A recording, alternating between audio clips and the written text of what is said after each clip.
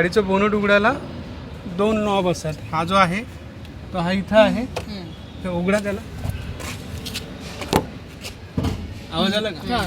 कटकन आवाज येतो. त्याच्यानंतर हे तुमचं उघडलं बोनट. ठीक आहे. तर बोनटला इथं असं उचलायचं वर. तर एक लिव्हर आहे. दिसलं का? तर बस बसा बरं वाकून खाली बघा. काय लिव्हर आहे. खाली बसा ना गुडघ्यावर, लगेच लक्ष दे. दिसला? हां हां हां. तो दाबा. मुवमेंटला घ्या त्या साईडला. हे उघडता आलं पाहिजे. ठीक आहे. उघडा आता. हे उभं राहून उघडा. चावी खिशात ठेवा. तर आता हे बोनट उघडलेलं आहे. अशा प्रकारे पूर्ण उघडायचं. आणि तिथं हे जे काही आहे याला म्हणतात बोनट स्टँड. ओके. काढा बरं ते बाहेर. हां हां ओढा बाहेर. असं ओढलं. इथं एक होल आहे बघा. हे इथं चौकोनी. हे हां ते स्टँड तुटलेलं आहे तुमचं. असं इथं लॉक होतं. असं परत आहे स्क्रूला लावा. ओके. असं हे स्टँड झालं. त्याला एक रबर येतो. कधी कधी काय होतं, हे जे काही बोनट स्टँड आहे हे तुटतं. त्याला एक रबर असतो. तो लावला की बरोबर ह्या इथं स्क्वेअरमध्ये तो बसतो. अनफॉर्च्युनेटली हे तुम्हाला दिसलं आता. हे लावून घ्या. ओके. तर आपण आता गाडीमध्ये काही चेकिंग करणार आहोत. काय काय चेक करणार आहे गाडीमध्ये? इंजिन ऑइल, कूलंट, पाणी. हे कुठं भरतात हे माहिती आहे का तुम्हाला? पाण्याची बॉटल आणली का? गाडीमध्ये पाण्याची बॉटल आहे? नाही.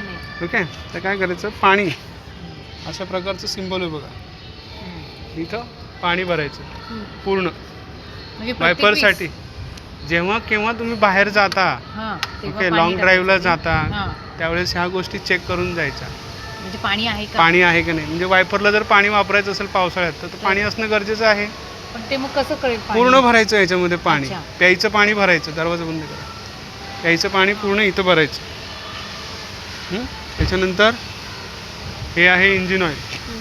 इथून इंजिन ऑइल टाकायचं असतं. आणि इंजिन ऑइल किती गेलं आहे ते तुम्हाला इथं बघा. ही पिवळी स्टिक आहे. याची बाहेर ओढायची. किती इंजिन ऑइल आहे गाडीमध्ये त्या तुम्हाला याच्यावरनं हे लक्षात येतं. ओके. इथं होल आहे. या होलमध्ये ही स्टिक टाकायची आणि चेक करायचं. जेव्हा तुम्ही लॉंग ड्राईव्हला जाता, जर इंजिन ऑइल व्यवस्थित असेल तर ठीक आहे, टाकायची गरज नाही. नसेल तर काय होणार, ड्राईव्ह करता तुम्ही पुढं जाऊन पेट्रोल पंपवर हे ऑइल टॉपअप पण करू शकता. आणि नंतर सर्व्हिस स्टेशनला जाऊन ते ड्रेन करून नवीन भरू शकता. हे झालं इंजिन ऑइल. इंजिन ऑइल इथं चेक करण्याची जागा इथं. आणि हे जे काही आहे त्याला म्हणतात ब्रेक ऑइल. ओके. हे जे काही असं सिम्बॉल आहे इथं, हे सिम्बॉल तुमच्या गाडीच्या स्टेअरिंगच्या पाठीमागं जो डॅशबोर्ड आहे, इलेक्ट्रिकल लाईट्स येतात तिथं तो असेल तर तुम्हाला मी सांगेन मी. ठीक आहे. तर हे ब्रेक ऑइल चेक करायचं तुम्हाला इथून. तर मॅक्स दिसतंय का?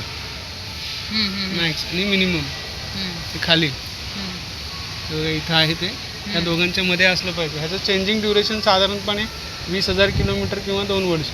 अच्छा. अशा प्रकारे असतं. जे काही पहिलं येईल त्यावेळेस ते बदलायचं. इंजिन ऑइल बदलायचं 10,000 किलोमीटर किंवा 1 वर्ष.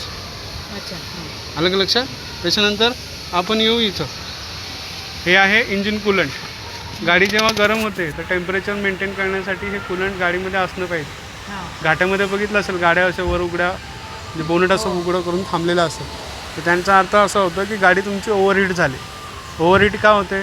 100% गाडीमध्ये कूलंट नसल्यामुळे. ते आतनं कळतं. आतमधनं कळतं. आतमध्ये जे काही लाईट्स आहेत ना, मी तुम्हाला नेक्स्ट क्लासमध्ये सांगेन सगळ्या कसं ॲनालाइज करायचं. पण आता तुम्ही हे समजून घ्या. हे कूलंट बदलायचं दर 10,000 किलोमीटरला किंवा 1 वर्षाने. ओके. तर त्याच्यामध्ये पण तुम्हाला लेवल आहे बघा. हे दिसते का? मॅक्स. ओके. ते मॅक्स आहे. आणि याच्या खाली मिनिमम आहे. 1 लिटर कूलंट आणि 3 लिटर पाणी असं साधारणपणे डिपेंड ऑन युअर कार तसं मिक्सिंग करून टाकलं जातं. अच्छा. ओके. ही तुमची बॅटरी आहे. बॅटरी तुमची नवीन आहे. हे जे 2 पॉईंट आहेत, हा मायनस पॉईंट आहे आणि हा प्लस पॉईंट आहे. ओके. ह्याच्यावर पांढऱ्या रंगाची बुरशी येते. पांढऱ्या रंगाची बुरशी आली की तुमची गाडी स्टार्टिंगला ट्रबल देणार. जसं तुमच्याकडं ॲक्टिवा आहे बरोबर, ह्याच्यावर येते. ह्याच्यावर येते, अशी साईडला येते बुरशी. ओके. आपलं फेसबुकला एक पेज आहे. त्या पेजवर ॲक्युरेट कशी तुमची माहिती, बॅटरी हां. खराब होते त्याचं इमेज टाकलेलं आहे. ओके 1 2 3 4 5 आणि 6 हं. हे बॅटरीमध्ये सेल असतात. त्याच्यामध्ये डिस्टिल वॉटर असतं. जर एखादा सेल वीक झाला हं. तर तुमची गाडी स्टार्टिंगला ट्रबल देऊ शकते. तर त्यामुळं गाडीची बॅटरी नेहमी चांगल्या अवस्थेत असणं गरजेचं आहे.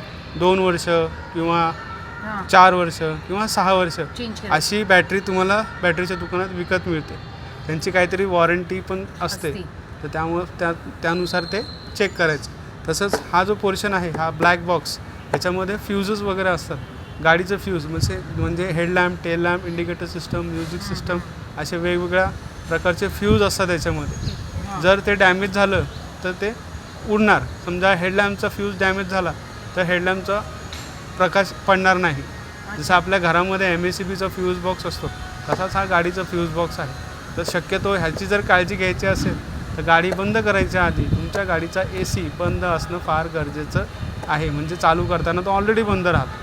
गाडी ड्राईव्ह केल्यावर हां. कळालं का तुमच्या लक्षात आलं हां, का? म्हणजे बंद करण्याच्या आधी AC आधी बंद करायचं मग गाडी बंद करायची. म्हणजे चालू करताना तुमचा ऑलरेडी गाडीचा AC बंद बंद राहतो. म्हणजे इथून तुम्ही गाडी स्टार्ट केली आणि गेटपर्यंत गेलात नंतर तुम्ही AC लावला तर चालून जातं. काही फरक अच्छा. नाही. ओके Immediate AC लगेच नाही लावायचं. हां इमिजिएटली लगेच नाही लावायचं.